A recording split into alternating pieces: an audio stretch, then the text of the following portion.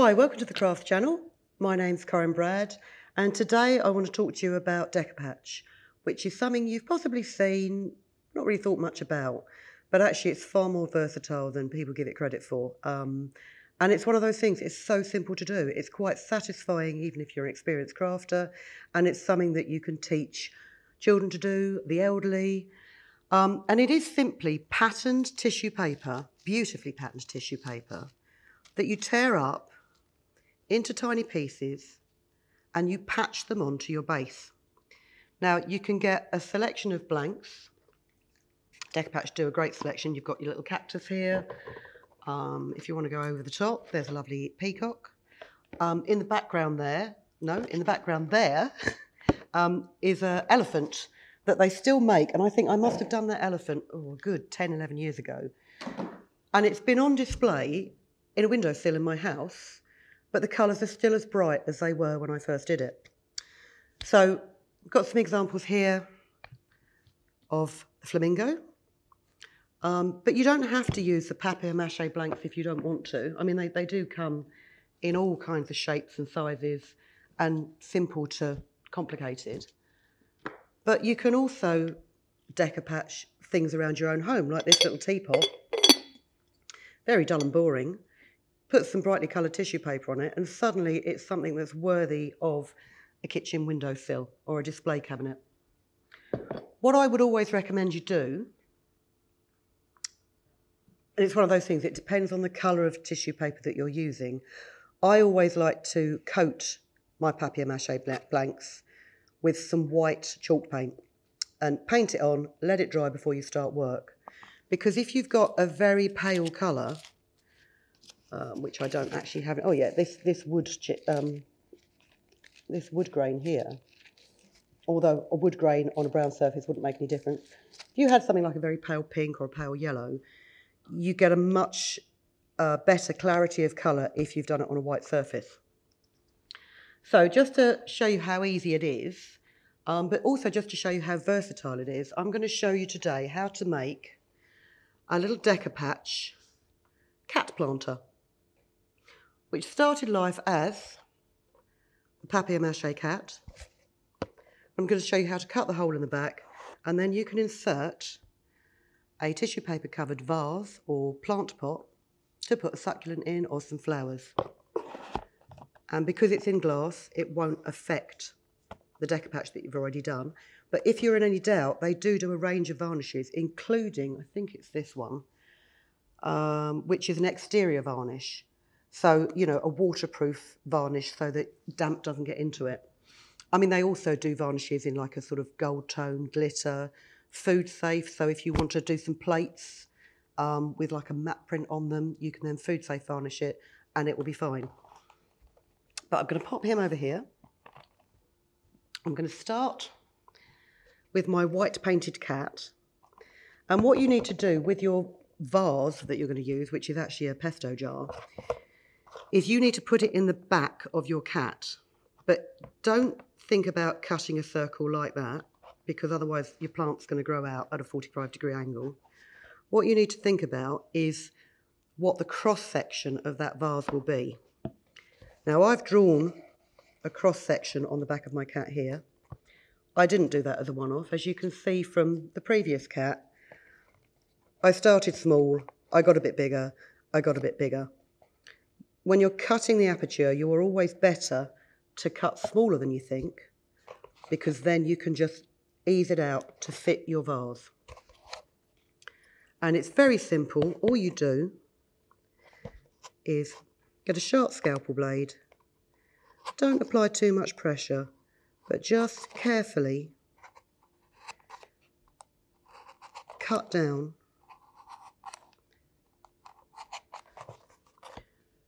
around your line. Because although this is quite tough, it is simply layers of paper that have been glued together.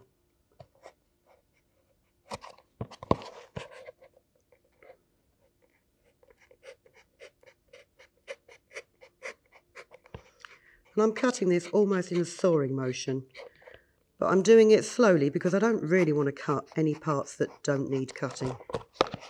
And if your blade was to slip, You could obviously patch it back up again because it is just papier-mâché. But if you can make as neat an aperture as possible, it does give a better finished result.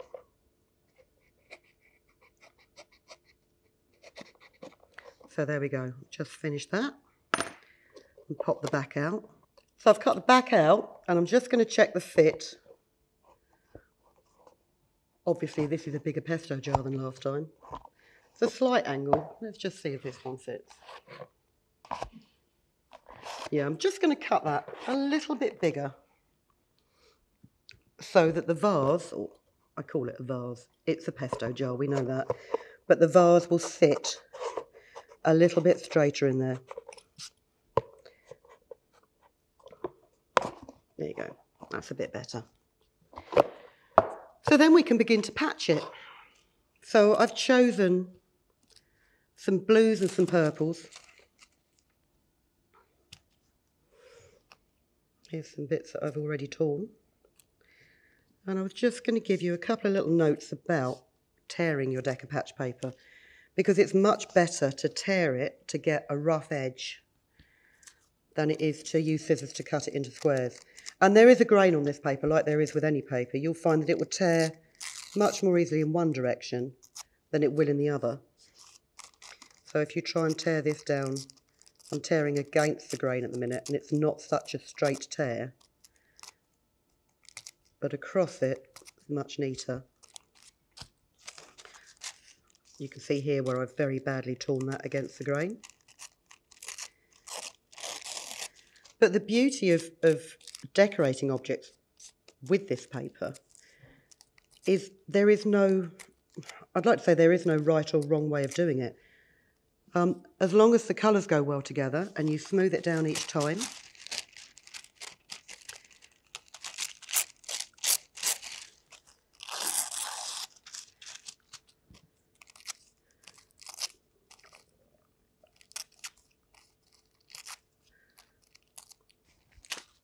if you choose colours that coordinate together, then it looks more of a cohesive effect than just those sort of random collages that you did at school when you were a child.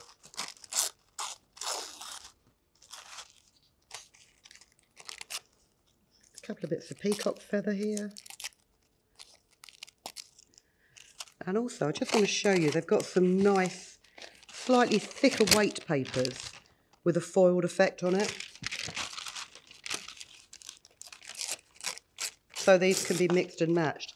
And, you know, with this Decopatch paper, I've seen pieces of furniture covered in it. You know, there really is no limit to what you can decorate. But what you need to do, and I would start with your aperture to start with. Grab yourself some gloss varnish. And I always paste the object, not the paper. So, generous coating of glue, just on about, 7 inches square of it. Use the gluey brush to pick up a piece of paper and lay it on. Damp it down. And around the aperture, leave an overhang so that you can tuck it in neatly.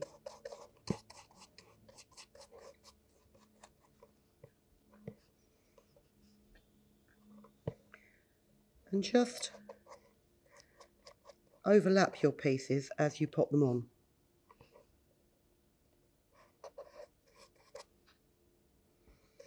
Don't be tempted to slather it in glue.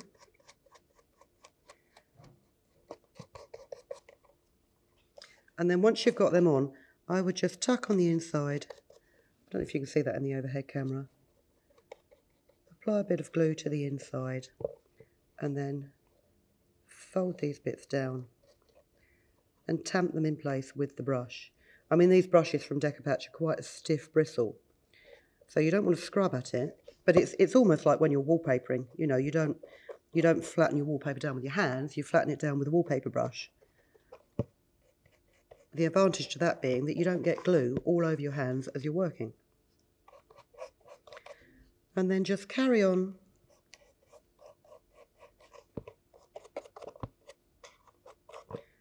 gluing and tamping down.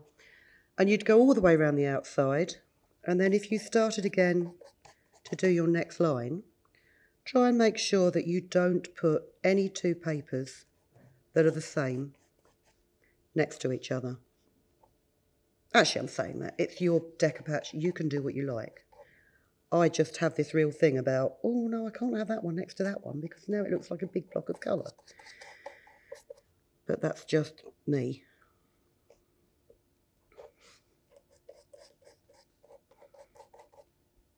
And you simply layer it on. And, you know, there's nothing stopping you combining your Decopatch with other printed ephemera that you have lying around the house. You know, postage stamps. I don't know so much about, you don't get cigarette cards anymore now, do you? That's showing me age.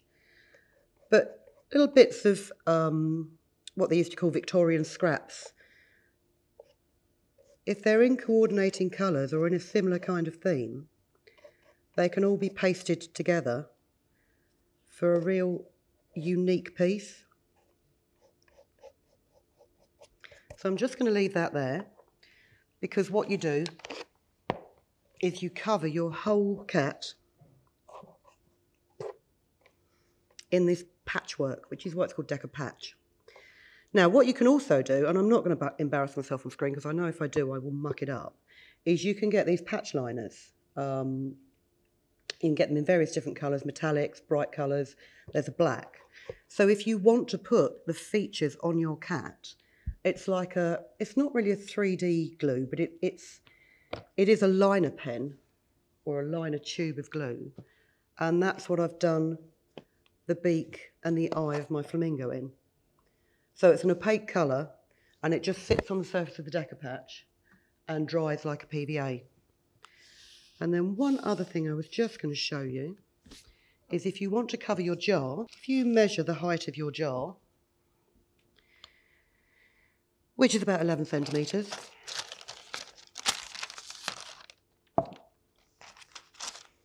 I'm going to cut myself, at least, oh, there's the scalpel. I'm going to cut myself a piece of tissue that's just over 11 centimetres.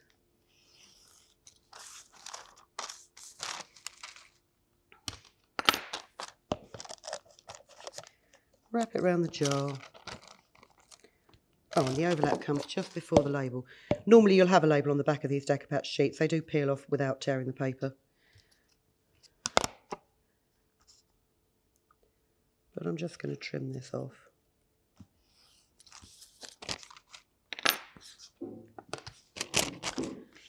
And then I'm just going to put this on a spare mat, because what you want to do is get a wide brush, and this time I am going to paste the paper because it's such a large sheet. Paste right up to the edge with an even coat, brushing it in.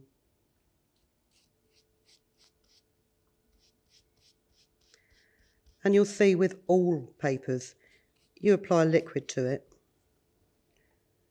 they will start to stretch a little bit. But you don't need to worry, because as it dries out, the paper, the Decopatch paper, will shrink back up again. Get your glass jar. Get your glass jar, put something, oh, it's not going to move. And then take your sheet of pasted paper, lay it over the top as squarely as you can, and then wrap it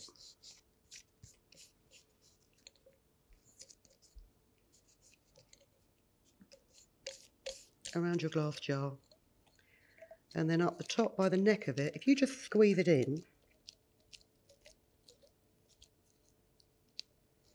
and push it into the grooves of the thread on the top of your jar, it will dry fairly flat. Now, normally, as I've done on here, I would overlap the edges of something. I'm not going to do that with this because I'm going to put a plant in here, and I figure the less paper that's in contact with, or potentially in contact with water, the better. do the bottom. And as you can see, I've got a little wrinkle in there, but let that dry and then you can varnish it and it becomes your plant holder that pops in the back of your multicoloured cat and decorates your home beautifully. So I hope you enjoyed that demonstration. I hope that's given you a little more insight into what you can actually do with Decopatch and the fact that it isn't just for kids. It's great for making your own personalised, custom-made home decoration.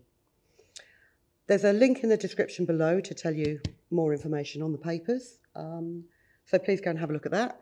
Please come back and see us again though. We've got lots of other demonstrations in all kinds of disciplines and hopefully there's something there for everybody, whether you're a beginner or you're an experienced crafter.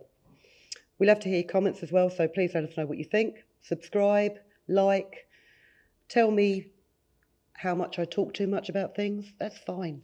But do come back and see us again very, very soon. Thanks for watching. If you've been inspired to create, please share your makes with us in the comments section below. And if you've enjoyed videos by the Crafts channel, hit the like button. Want to see more of us? Then click subscribe. See you next time.